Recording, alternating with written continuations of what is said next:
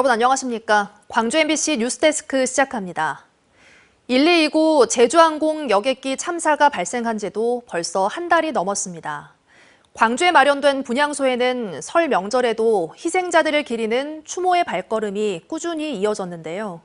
정확한 원인 규명과 유가족의 심리 지원 등 앞으로 풀어야 할 과제가 산적해 있습니다. 보도에 김초롱 기자입니다.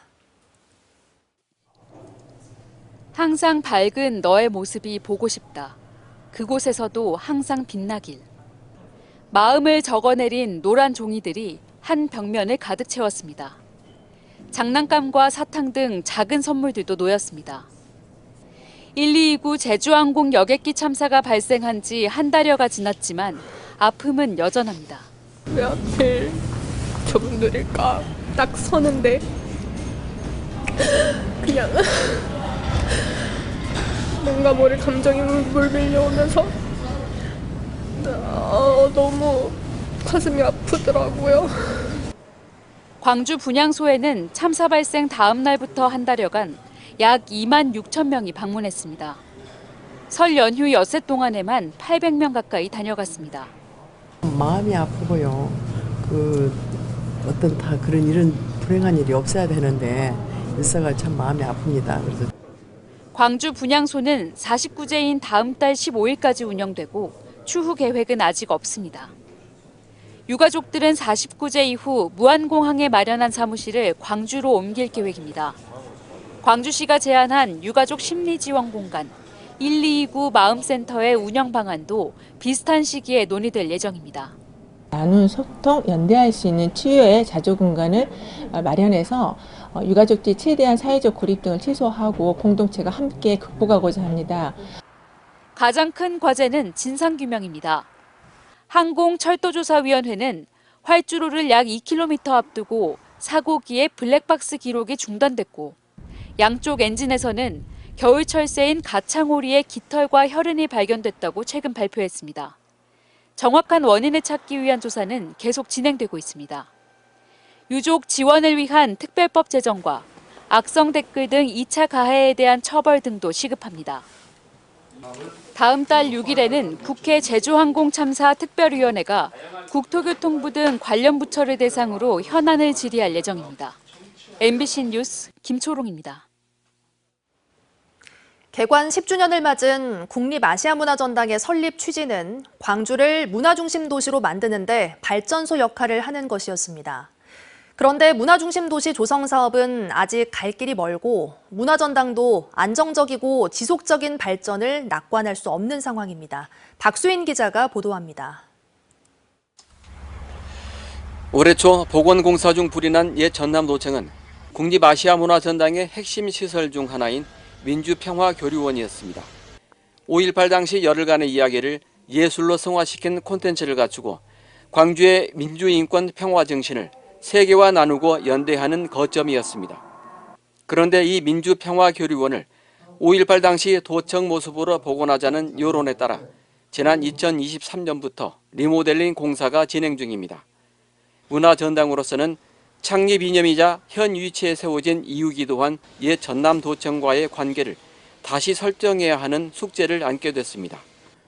더 큰 고민은 문화전당의 안정적인 재정을 계속 확보하는 일입니다. 지금까지 문화전당 설립과 운영은 모두 정부 예산으로 이루어졌습니다. 그런데 그 근거인 아시아문화중심도시 특별법의 시효가 3년밖에 남지 않았습니다. 문화체육관광부의 아래에 있어서 소속기관으로 있어서 이 광주 전남 지역에 계속 국비를 들여서 뭔가 좀 세계적인 기관으로 자리를 잡도록 하는 기간은 앞으로도 최소한 10년 정도는 필요하겠다. 문화중심도시 조성사업 전반으로 보면 그나마 문화전당은 상황이 나은 편입니다. 문화중심도시 4대 역점 사업 가운데 문화전당 건립과 운영은 계획 대비 예산 투입 비율이 92%에 달하지만 5대 문화권 조성 등 나머지 사업들은 예산 투입률이 30%에도 미치지 못합니다. 정부가 운영비 전부를 대는 문화전당과는 달리 나머지 사업은 정부가 예산의 절반만 대고 나머지는 광주시가 채워야 합니다. 국가 사업인데도 불구하고 지방비 부담이 상당히 있는 사업이라서 이런 부분에 있어서 상당히 이제 지역적으로는 상당히 부담이 되는 부분들이 있죠. 재정적으로, 지역 재정에서는. 그래서 이제 국비 분담률을 상당히 좀 높여달라, 이제 그런 부분들도 저희들이 꾸준히 요구하고 있고요. 문화중심도시 특별법이 3년 뒤 만료되면 그마저의 예산 지원도 사라질지 모릅니다. 2029년부터는 예산 투입의 근거가 사라지기 때문에 말 그대로 이제 사업의 그 진행이 상당히 어려워지겠죠. 따라서 종합계획의 연장이 필요하다는 얘기입니다. 이를 위해 아시아문화중심도시 특별법, 그러니까 아특법의 개정이 필요하다는 거죠. 문화중심도시 조성사업의 기본 방향과 종합계획 등을 심의하는 조성위원회조차 윤석열 정부 들어 3년째 구성되지 않고 있습니다.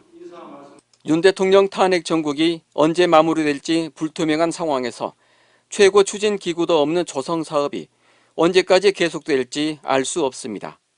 MBC 뉴스 박수인입니다.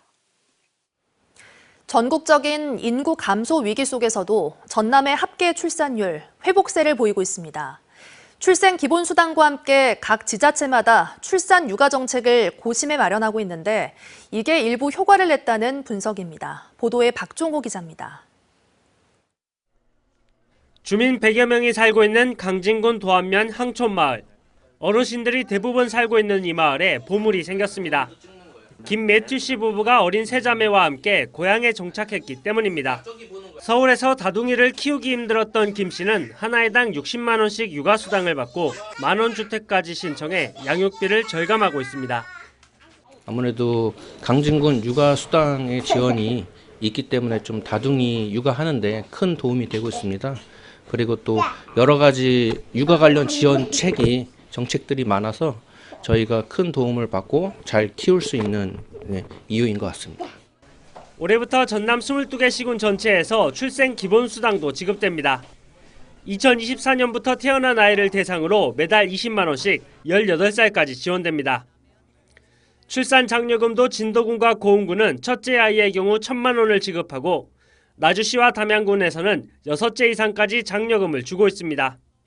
이 같은 정책이 쏟아지면서 전남 지역 출생아 수는 1년 전보다 4.25% 증가했습니다. 9년 만에 출생아 수가 증가하는 청신호가 켜졌습니다. 앞으로 출생 기본수당과 함께 24시간 돌봄 어린이집 운영 등 빈틈없는 출산 보육 정책을 추진해 나갈 계획입니다. 지난 2015년을 끝으로 0명을 향해 달려가던 전남의 연간 출생아 수. 다양한 출산 육아 정책이 인구절벽 위기를 막아서면서 지역사회에 새로운 활력을 불어넣고 있습니다. MBC 뉴스 박종호입니다. 요즘 남해안에서는 겨울철 별미인 굴 수확이 한창입니다.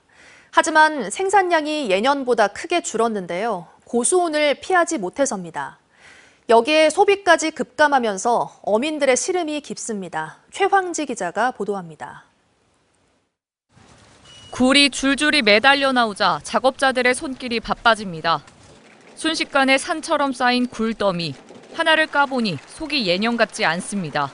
고수온으로 굴이 절반 가까이 폐사해 영양분이 한쪽으로 쏠리면서 살아있는 굴은 이렇게 알이 통통해졌습니다. 지난 여름 굴 산란기에 고수온이 덮쳐 여수에선 폐사 피해가 컸습니다. 98개 어가에서 44억 원의 재산 피해가 발생할 정도로 생산량은 크게 줄었습니다. 피해가 안 됐으면 이익을 많이 이제 보지만은 비만은 소비자들한테 좋지 우리 어민들한테는 생산이 많이 돼야지. 이처럼 생산량이 줄었는데도 굴 도매 가격은 예나 지금이나 그대로입니다. 지난 5년간 여수 갓굴의 도매 단가는 10kg당 10,000원에서 13,000원에 머물러 있습니다. 굴 단가가 오르지 않고 있는데 최근 굴 소비까지 크게 줄고 있습니다.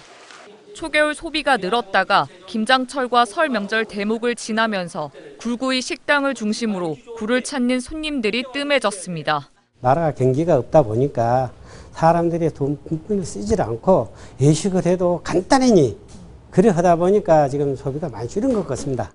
문제는 2월까지 굴 수확이 제철인데 공급이 많아지면 지금보다 더 가격이 떨어질 수 있다는 데 있습니다. 올해 같은 경우는 40% 이상 감소될 것으로 예상되어지며 그리고 굴 같은 경우는 보통 설날 지나고 2월이 가장 없기 때문에 우리 굴 소비 많은 부탁드리겠습니다.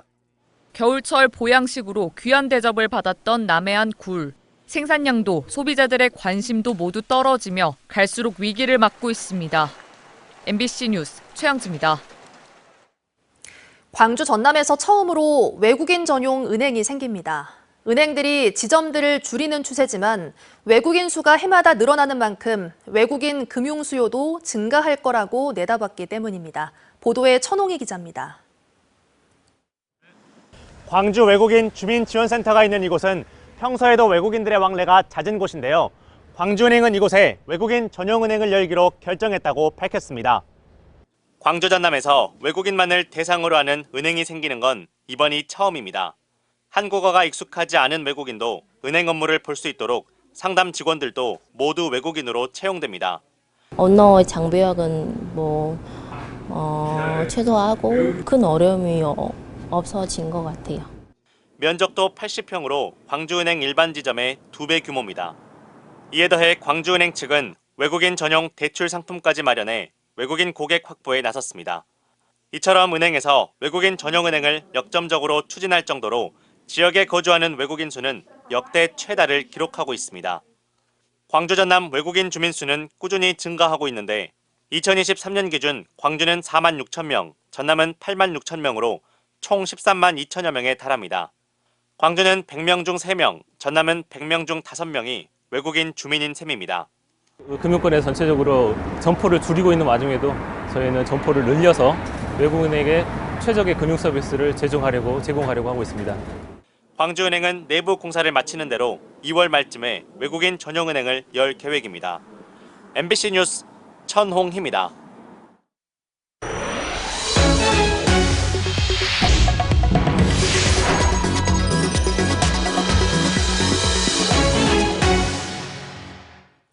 최상목 대통령 권한대행의 내란특검법 거부권 행사와 관련해 김영록 전남지사가 대의민주주의 자체를 부정하고 있다며 강하게 비판하고 나섰습니다. 김 지사는 오늘 자신의 페이스북에 최상목 대통령 권한대행이 또다시 거부권을 행사했고 윤석열을 위한 방탄에 국민은 탄식할 뿐이라고 말했습니다. 또 대의민주주의 자체를 부정하고 있다며 국회를 깡그리 무시하고 노골적으로 여당 편을 들고 있다고 직격했습니다. 광주 글로벌모터스 노사 갈등을 해결하기 위해 가동된 특별위원회가 다음 주 조정 중재 방향을 결정하기로 했습니다. 광주시는 노사민정협의회 조정중재특위는 지난주 현대자동차와 주주단 대표, GGM 노사와 상생협의회로부터 파업 사태 해결을 위한 각각의 입장을 들은 데 이어 오늘 3차 회의에서 광주시와 시민단체를 끝으로 이해 당사자들의 의견 청취를 완료했습니다. 지역 노사민정 대표자 6인으로 구성된 조정중재특위는 2월 중에 중재안 도출을 목표로 한 만큼 다음 주 수요일 회의에서 노사 양측이 납득할 만한 중재안을 위원별로 공유하고 최종 중재안의 수위를 결정하기로 했습니다.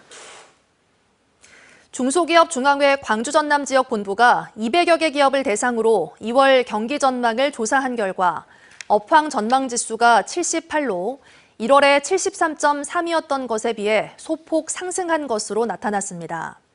중소기업들은 내수 판매와 수출, 자금 사정 등이 모두 1월보다는 개선될 것으로 전망했지만 지수는 여전히 기준치 100에 크게 못 미쳐 지난해부터 계속된 경기 침체 흐름이 2월에도 이어질 것으로 예상했습니다.